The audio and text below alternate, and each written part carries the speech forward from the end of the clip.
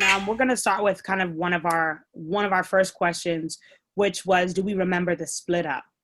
I'm gonna answer this one first, just because I literally was like one of the youngest at the time, and I have absolutely no memory of being split up from my birth mother. So the story that was given is that or the story that I know is that our birth mother, whose name is Wanda Palacio. So if you out there and you got connects, we could give you more information. But Wanda Palacio. Let's say it again. Wanda Palacio. So she probably watching us. That's the crazy part. She always thinks that this woman is watching us. I think she's stalking me. I swear to God, I know my birth mother is stalking me, because why wouldn't she? Like, okay, so what we know is that she gave birth to all of us in the hospital, and upon giving birth, she like dipped out of the picture. Oh, and I'll bring in my documents next video, because I don't have them on me now. But it's always been said that we were born with cocaine in our system. Am I lying, Mona?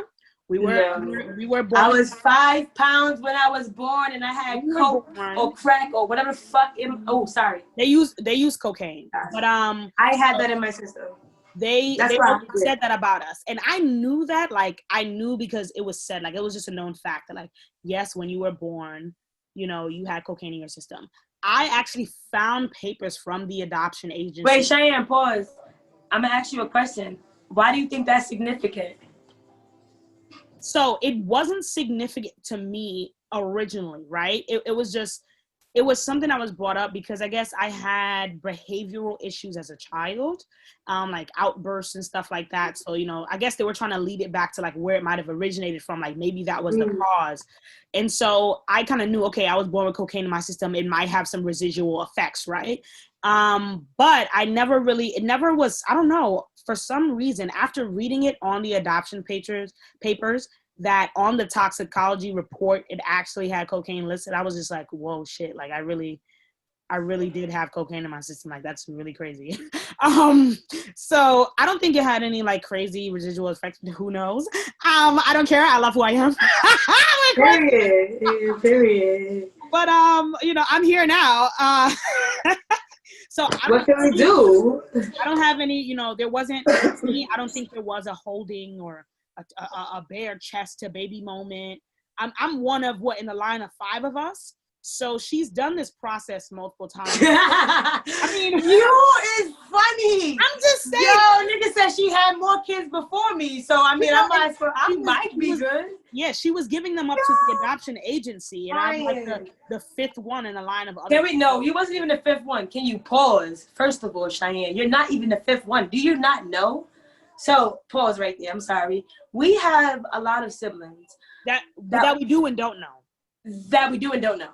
So we have the oldest of all brothers. His name is, oh my God. I've never forgot his name until just now. But anyway, we have an older brother. He's older than all of us, Cheyenne. All of us. It's him, and then it's Yolanda, and then it's our brother Solomon. He's the oldest that we know for now. And then it's David, and then it's you, me, and then it's me, you, and then it's Maya. So you're 6. You're not 5. You're 6. Like Jamal. Jamal's his name. His name is definitely not Jamal. We have an older brother named Jamal Palacio. So Jamal Palacio, if you are out there, no. Yeah. Sorry, Jamal Palacio. If you are out there, we are looking for you, and please contact us because we are here for you, and we want you, and we will take care of you, baby. Book a butt. I can't. I did that on purpose. We'll talk about that later. But anyways, like I said, 5 kids came before me, you know. Yeah. All of us positive, so we know that she clearly had, you know, this drug addiction. And so I don't have any recollection of any of those events. I was pretty young when all this fostering and adopting happened. And so, yeah, I don't remember but I'll let Mona share her recollection of what split or anything that happened. Yeah, it sucks that Cheyenne don't remember anything. Like, we literally have pictures of her little naked booty running around the house. Like, I really remember her. I wish I had those. Yo, she never wanted to wear clothes growing I still up. don't Seriously. either. If I could do this in the nude, if I was comfortable doing this in the nude, I sure would. That's me now. That's me now. But like literally this girl, every picture we have of her is like naked. Like seriously. But anyway, I remember the day we were split up. Like, you know, although and when I say Wait, split but up, you got to talk about your story. Where did you go after the hospital and stuff like that? so it's not even really where did I go, but from the stories her growing up and from what I remember, my mother, you know, I have every certificates and everything. I was only 5 pounds, 5 pounds, and yeah, I had the cocaine in my system, and um yeah, and I was adopted at 5 days old. So that's when I know that my mother who adopted me, that's my mother. Nobody can tell me nothing. She had me since I was 5 days old.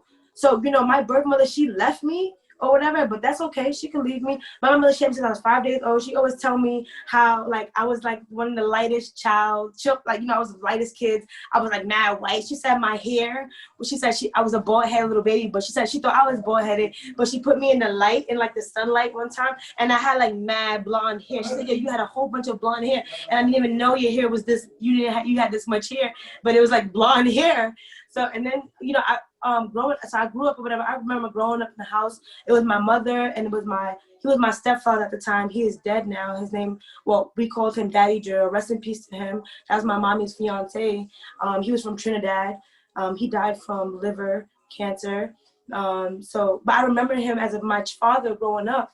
So growing up with him, he was always there for me. He babied the crap out of me because I was the baby before Cheyenne came. I remember growing up in the house and me and my brother David, he's like all of us, me and my brother David, we was like the lightest kids in the house. So we was always like, oh, we're light skinned and dark. Like we was like bestest of friends. Like we used to rub each other's eyes together or noses together. Some weird stuff. So we used to do it. Like that was my baby. Like I just remember me and him used to always hold my mommy hand and walk and stuff like that. So when somebody tell me like who my birth mother, that's my birth mother. That's my mommy. So when I say I want to meet my birth mother, I don't want to meet that lady. I want to meet where I came from. I want to know who my grandmother is. I want to know who my father is. I want to know where I come from because I do a lot of Black history and African history, and I know that a lot of us was taken here, and the history and stuff like that. So I really want to know where I come from because I'm not even freaking dark skinned. So what if I'm not even freaking Black? I don't even know what I am, bro. All right, you're dragging it. You're dragging it. I know I'm dragging it. I know, but it's just so frustrating. It's so freaking frustrating because growing up and people coming at you, it's just, oh, wow, that's another topic. Oh, that's another topic for another That is another topic. Anyway, so I just really want to know, like, where I came from because that is so important. My boyfriend who I'm with now, this guy knows his grandmother. He knows his great-grandmother, his great-great-great-grandmother. He knows where they came from. He knows they had island in Grenada. He knows everything. And I'm just like, that is amazing. That is beautiful. And that's how it's supposed to be. We supposed to know where we came from. So it's unfortunate that these events in the United States happened, but that's why I don't know where I came from. And also I don't know where I came from because my mother was a drug addict and she gave me away. So we were split. Also back to where we were split up. So only reason we were split from my adopted mother because something happened where Cheyenne was living there too. Cheyenne was living there too or whatever. So something happened and they took all of us out the house. It was 6 of us kids. It was Cheyenne, it was me, it was David, it was Solomon, it was Yolanda, it was Sadi. It was 6 kids. They took all 6 of us to an agency. They took us probably downtown Brooklyn. 6 of us to the agency. So do you remember the name? I think it was Christopher it's on the paperwork, so I'll have that for next time. I have the name. We used to always call it the agency. The agency. No, you're right. It's set with Christopher in it. I got it's like Christopher Otley something. It's on Livingston.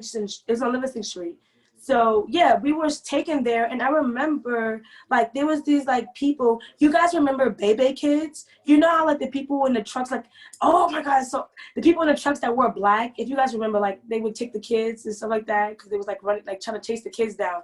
Anyway, I remember it was like a scene like that. Those people came and got us. They took us to that place, and they were trying to like check up on our bodies, blah blah blah. They took us and they split us up. That's the day we were split up, and that's the day that changed my life forever. Literally, the day I was taken from my home, I don't remember how old I was, but I was taken from my home, and that night was crazy. Like that entire night. Oh my God. I'm just like replaying it in my head. It was really like a dark, I felt like it was rainy. It was like a damp night. And I remember my two brothers, David and Solomon, getting dropped off first at a lady house. And then me and Cheyenne, me and you were dropped off at Miss Colleen's house. And I was only, why I remember so vividly is because I was dropped off multiple places. So no, I wasn't dropped off with you first. You were dropped off by yourself. And then I was dropped off with my other two sisters, Sadie and Rhonda, at another woman's house. So I stayed there for about 2 weeks, and then I went back to be with you. So it was 2, 4, 6. It was 6 of us kids, and 2, it was each together. So I was with you in your mommy's house where you're at now. I was with you in your mommy's house. And you know, I remember you being bad. You was a little baddie. You was the freaking, when we first freaking stayed there. What she said I was a little baddie. Yo, when you went there, I remember her she used to get in trouble because she used to always like pull the tissue in the bathroom, like just pull the roll all the way out, like just pull the roll, and she used to get in trouble for it. Like, I remember that so vividly. You used to get beatings for that. It's like, why was you doing that? Like, seriously. So I remember that so vividly. But I stayed with my sister Cheyenne for about 2 years, living with her. That's crazy. I don't even remember that. I have no memory of Mona ever being, so I guess I'll interject here. I know Mona wasn't finished. But so like I told y'all, I was my birth mother who gave birth to me. I don't remember none of that. They gave me to Miss White, who is Mona's mom. She was my foster mother. She's the woman who chose me, who took the first foster mother. And so she's my only foster mother. Well, I don't. Again, Mona's gonna give y'all a lot of. Yeah, you were the. Yeah. She was older. She knows that I've been to other people, but I literally have no memory of those people. So, Miss White, I call her Miss White. That's a long story. I can go into that. That's Mona's mom. Obviously, she chose her. I was originally with them and Miss White, and a situation for like 2 years of her life. It was 2 years. Oh yeah. I got adopted officially when I was 3. So Miss Colleen, who she calls Miss Colleen, that's my mother. My mother, a situation came up where she had to decide whether or not she was going to take me. And she took me. And she is the only mother I've ever known. She treat me as her own kid. She took Mona in. Mona done traveled to Jamaica. As you can see, she took me to Jamaica. I'm going there in a few 2 weeks. I'm going there for my 26th birthday again. So I was probably like 6 years old when I went the first time. Now I'm going for my 26th birthday. You already know it's a vibe. That's full circle. But yeah, that's my mother who I grew up with. I grew up in a Jamaican household. And so that's a lot of the culture that I was immersed in. And just like Mona said, like Miss White's late, partner that she had, he was from Trinidad. And so a lot of that culture that she received from that as well. So it's a lot of moving parts. I even know that this is like, how do we follow all of this, right? Mona's tracking a moment where we were split up. So where I actually was planted in Miss Colleen's home. They had previous relationship, Miss White and Miss Colleen, because they worked together actually. And so it was, again, like I said, God really knew what he was doing when he set people apart. Like, you don't even know why you're related to certain people or connected to them, because you never know. You might be there to bless their children. You never know. But yeah, I just wanted to add that so y'all know that, I'm with Miss Colleen, where we got split up and sent to officially, and that's where I ended up staying. So that's why it changed Mona's life, but it also changed mine as well, because now I was solidified in a new place, in a new home. And like I said, even those 2 years where Mona and I came and lived here, I have no memory. I live in this house still to this day. Wow. I cannot tell you Mona ran up these hallways. I can't tell you. I can't. I remember sitting at the table, eating the food, and Chanel, your sister, my sister, she used to get beat all the time because she didn't want to eat her little skinny self. Like, that's crazy how you don't remember. We used to always have to eat our food before we leave the table. We used to always have to take a shower. We didn't take a shower. We used to get, I remember those things like when I'm older, but not like I have no memory of being in this house. I don't ever remember you and I living together. That's what's crazy. That hurts. That hurts my heart. You see, so even the truth of me not remembering, it's hurtful because those memories are like crucial to Mona. So it just even shows like how you rekindle events and stuff that you remember and hold on to.